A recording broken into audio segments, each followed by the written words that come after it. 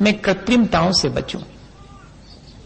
आज कृत्रिमताएं बहुत हैं, औपचारिकताएं बहुत हैं, जीवन पूरा कृत्रिम हो गया है, जरा भी नेचुरल नहीं रहा है। नेचुरल तो उन क्षणों में रहता है जब थोड़े से हम अपने शरीर से भारी भारी हो जाते हैं और डॉक्टर सलाह देता है कि सुबह सुबह और किसी गार्डन में टहलो, तब जरा नेचुरल होकर के नेचर के निकट जाते हैं, बाकी तो नहीं जाते। बाकी तो हमने जंगल की सीनरी भी घर में ही लगा रखी है, जंगल में भी जाने, सीनरी में संतुष्ट हैं। कृत्रिमता के मायने सिर्फ इतना नहीं है कि मैंने जंगल में रहना बंद कर दिया और सीमेंट कंक्रीट में रहने लगा हूं। कृत्रिमता इतने अकेले से नहीं आती। हमारे अपने जीवन में जो कृत्रिमता आई है वो हमारी अपनी पराधीनता से आई है। आज हम अपने छोटे छोटे से कामों के लिए कितने डिपेंड हो गए हैं छोटी छोटी सी चीजों पर। कृत्रिमता वहां से आती है, औपचारिकता वहां से आती। हम होना चाहिए था स्वावलंबी। जो जितना स्वावलंबी है वो उतना नेचर के निकट है, और जो जितना दूसरे साधनों पर निर्भर है, परावलंबी है, पराश्रित है, वो उतना कृत्रिम जीवन जी रहा है। आज हमें कितनी चीजें चाहिए अपने जीवन के लिए, और उन सब चीजों के उपयोग में हम अपने जीवन की वास्तविकता को भुला बैठे हैं और आलसी हो गए हैं, अपनी चेतना को परिष्कृत नहीं कर पाते हैं। सब चीजें, सपोज करें कि हम समझने के लिए कि पहले बहुत सारी मेहनत करते थे और मेहनत करने से हमारा शरीर अपने आप स्वस्थ रहता था, हमारा मन भी प्रसन्न रहता था, क्योंकि अपनी मेहनत से जो चीज हम करते हैं उस चीज को आप अगर अपनी मेहनत से रोटी बनाओ तो उसका स्वाद अलग रहेगा, और अगर किसी आप होटल में जाकर के और चपाती खरीद के लाओ और उसने कैसे बनाई वो तो छोड़ो, लेकिन उन बनी हुई दूसरे की चपाती को खाओ तो वो आनंद नहीं आएगा, और अपने हाथ से बनाई होती तो। ये है कृत्रिमता।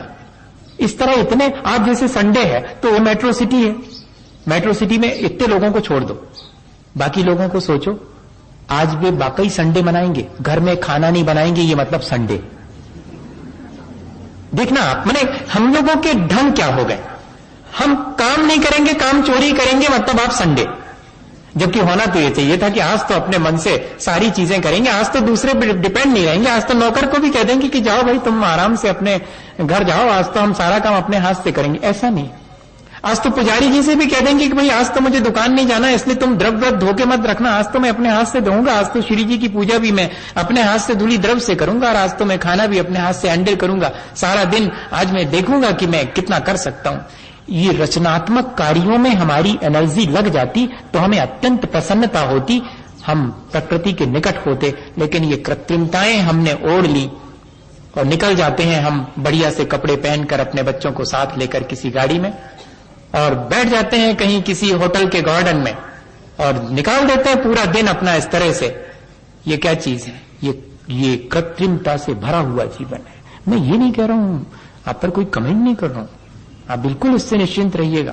मैं तो सिर्फ एक बात कर रहा हूं कि कहीं ऐसा तो नहीं कि ये सब चीजें, हमने तो यही सोचा था कि ये सब चीजें बहुत अच्छी हैं, दूसरे लोगों से हटकर हैं। देखो गांव में उनको कहां फुर्सत है, अपन इतने शहर में आ गए, इतने सभ्य हो गए हैं और इतने ज्ञानवान हो गए हैं, इतने पढ़े लिखे हो गए, तो अपन ने तो यही सोचा था कि ये सब चीजें करने से अच्छा होगा। लेकिन हुआ क्या?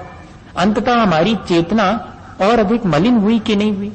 हमने अपने लिए ही ये सब करा था, किसी के कहने से नहीं करा था, हमने अपनी बुद्धि से करा था।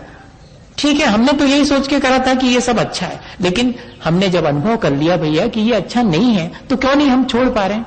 सवाल ये है, क्यों हम आने वाली पीढ़ी को भी यही सौंप रहे हैं?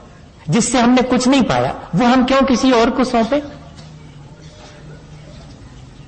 विवेकानंद को उनके पिता ने जब पूछा था विवेकानंद ने कि उत्तराधिकार में क्या देते हो, तो मालूम क्या कहा था?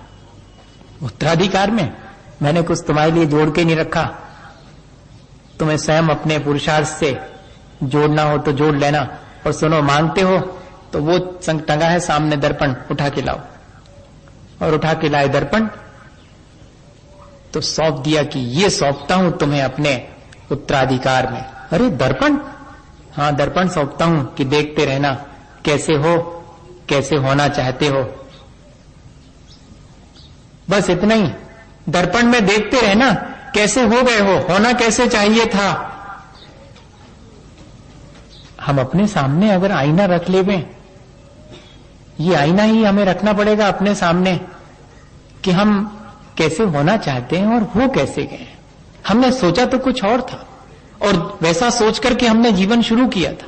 सबको ही शुरू करते हैं अपना जीवन, ब्याह के बाद सबका जीवन शुरू होता है, और सबके अपने सपने होते हैं, सबके अपने सोच होते हैं, और उससे जीवन शुरू करते हैं। और अंततः हम कहां चले जाते हैं? हमारी चेतना परिष्कृत होने की जगह पर और मलिन और विकृत होती चली जाती है जिन सब चीजों से। तो वे चीजें सब व्यर्थ हैं। अरे भैया, अगर संचय ही करना है तो क्या व्यर्थ को कोई संचित करता है? कृत्रिमताओं को संचित करता है? नहीं, वो तो उन चीजों को परिष्कृत करता है, उन चीजों को हटाता ही है। एक व्यक्ति ने कहा कि संचय करना है तो मैं संचय करता हूं। कहीं उसको पड़ा हुआ एक ठो जूता मिल गया, उसने घर में रख लिया। उससे पूछा कि क्यों, क्या करोगे उसके? बोले जब दूसरा मिल जाएगा तो पहनने के काम आएगा। मैंने तो एक ऐसे ही चलते चलते आपसे कह दिया। ये ऐसे ही तो हम अपने जीवन में नहीं कर रहे हैं। बहुत सारी चीजें आज घर जाकर के देखना कि कैसी पड़ी हुई हैं, काम आएंगी, अभी तक तो नहीं आई, कब से पड़ी है, लेकिन मन में काम आएंगी। कचरा तमाम इकट्ठा करके रखा, यहां तक कि मैं पढ़ रहा था कल सुबह या शाम को, कल पढ़ रहा था तो मुझे बहुत हंसी आई उसको पढ़ने के बाद। उसमें लिखा था कि संचय करने के नाम पर तो ऐसे हैं हम लोग, इतने होशियार हैं कि कोई ने गाली दी तो उसको भी अपने भीतर रखे रहते हैं। वो क्षमा भी मांग ले तो उसकी गाली अपने भीतर रखी रहती, कई दिन तक रखी रहती। अपन नहीं रखी रहती। किसी ने कोई बुरी बात कह दी तो उसको तुरंत नहीं लौटाएंगे, रख लेंगे भीतर। तुमने हमसे ये बुरी बात कही थी, तुमने हमसे ये बुरी बात कही थी। 10 दिन बाद, 50 दिन बाद, तो जिंदगी भर रखे रहे। बताओ, ये कचरे ही रखने की स्टाइल नहीं है और क्या? दूसरे ने गाली दी, दूसरे ने खराब शब्द कहा, अपन ने रख लिया, रख लो। अब काम आएगी, क्या काम आएगी? वो कोई दूसरा मिलेगा तब उसको याद दिलाएंगे कि तुमने हमसे ऐसी खराब बात कही थी। बाहर भी और भीतर भी, दोनों जगह अगर अपन देखें तो ऐसी व्यर्थताओं का अपन संचय कर रहे हैं और अपने जीवन को निरंतर कृत्रिमता की तरफ ले जा रहे हैं।